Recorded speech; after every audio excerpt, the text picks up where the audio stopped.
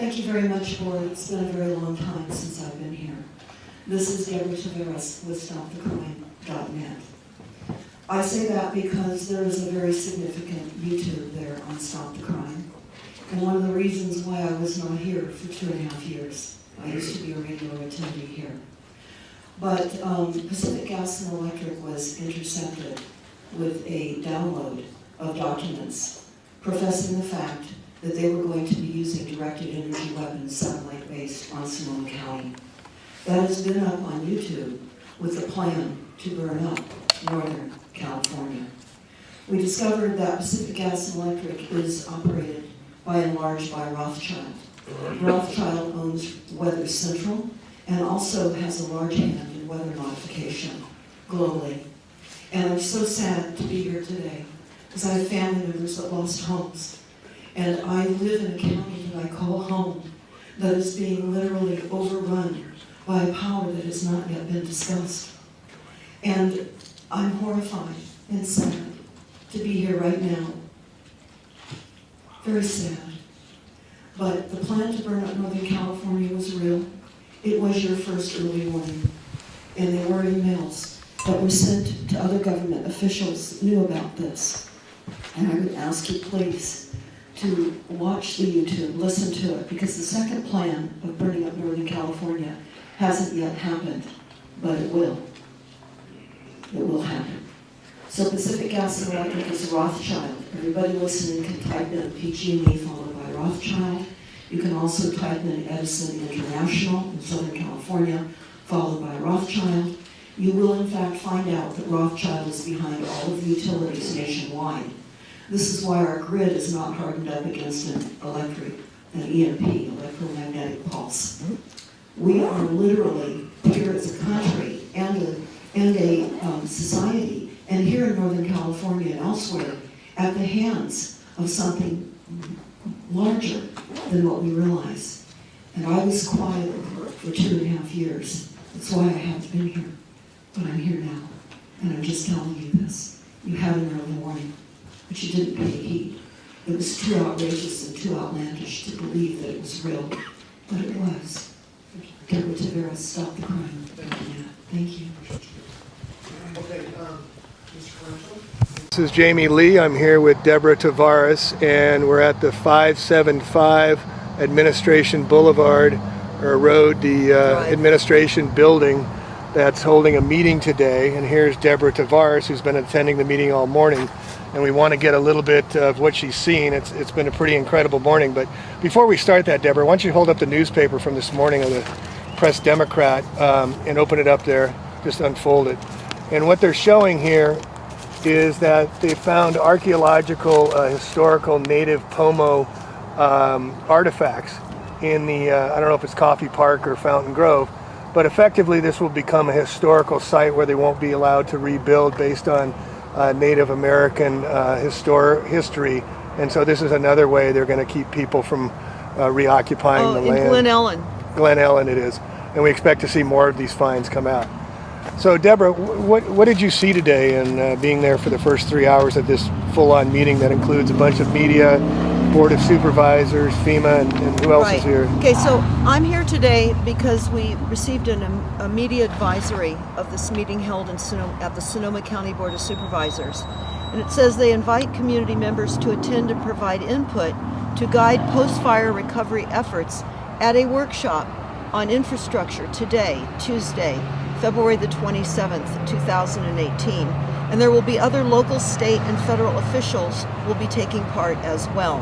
So they talk about the topics that will be discussed to include and prepare for a resilient city. It's all about resiliency, fire safety, utility infrastructure, and strengthening and improving our community warning programs.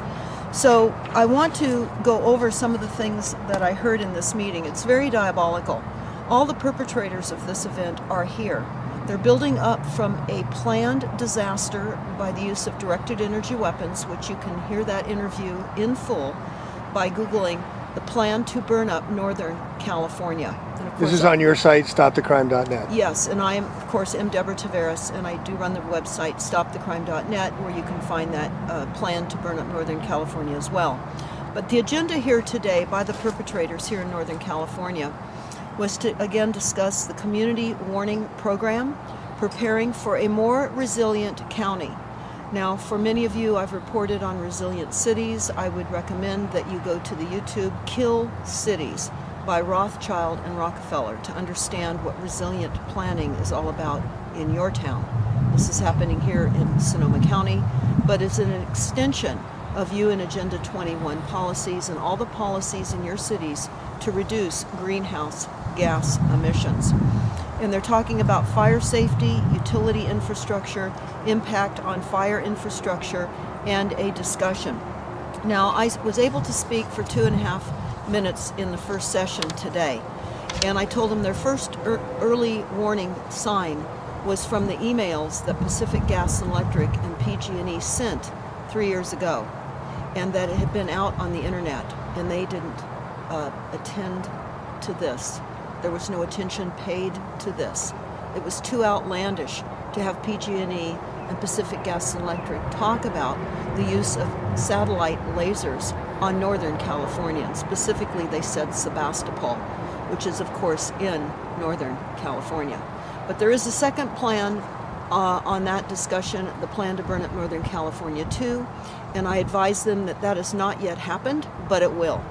So I would urge everybody to listen to the entire 2-hour presentation. It covers 2 radio shows on the Jefference Radio Network, of which I was affiliated with at the time.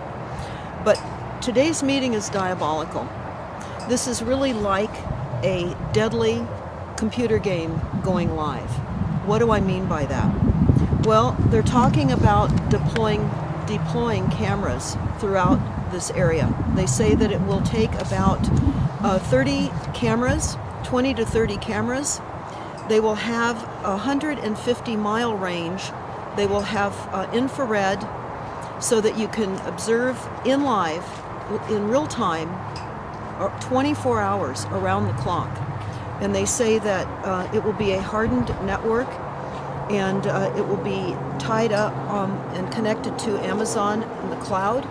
And these cameras will be less expensive for Sonoma County, Napa, and Lake counties to deploy, which they said they need them because of fires and earthquakes. These are going to be up in the air they're putting up? These are going to be, they say that 30 cameras that'll go 250 miles to do what? 150 miles. 150 mile range to do what? Why are they there? Yeah, to be an early warning visual For fires. in real time on fires and or earthquakes, whatever type of destructive, weaponized weather assault any of us get. These cameras will show them in real time. They say that the first responders will know in real time where to go. And they were talking about how there has been no training in the social science of disasters. And one city council member said that we need to have a monthly training session with all the public here, much like they had in San Francisco years ago with a drop, tuck, and cover. So they want to have a neighborhood watch. They want to have a neighborhood education where people are training on a monthly basis for the doom of the weaponized weather assaults on all of us.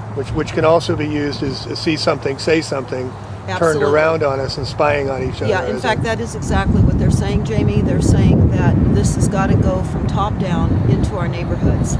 And that in Oakland, they conscripted about 20,000 people to report from the ground after all of the major events that Oakland went through. There has been FEMA here this morning. There has been, and the next session, which is going to start here shortly, is going to be all about making Sonoma County resilient. So again, I asked all of you to type in 100 resilient cities, and you'll find out who's behind that. It's Rockefeller. You will understand that this is for climate refugees.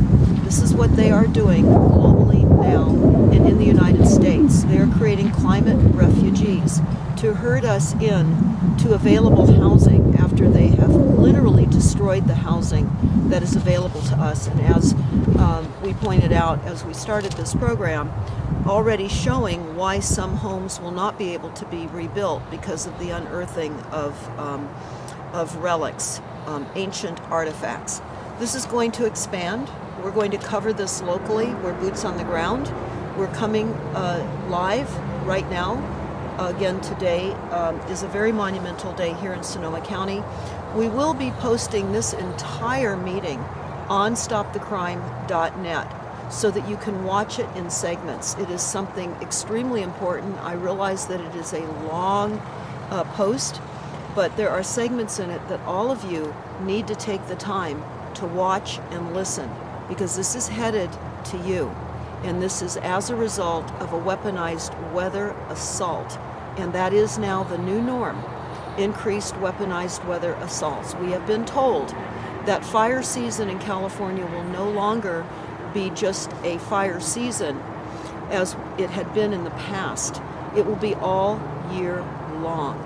And we know certainly with the plan to burn up Northern California, how they're doing that with killing the trees, with all the toxins from the chemtrailing, the drought that they keep us perpetually in, and we're in a drought again right now. Greatest drought in the history of California. Last year was the greatest rains and snow, followed previously by the greatest droughts. And this last summer was record temperatures, and then we got torched out. So we're under attack here. Deborah, PG&E is Pacific Gas and Electric, our local electrical power supply. Can you speak and talk to me what you talked about last night with me about the documentation on our homeowners' bills with PG&E about the EMF frequencies?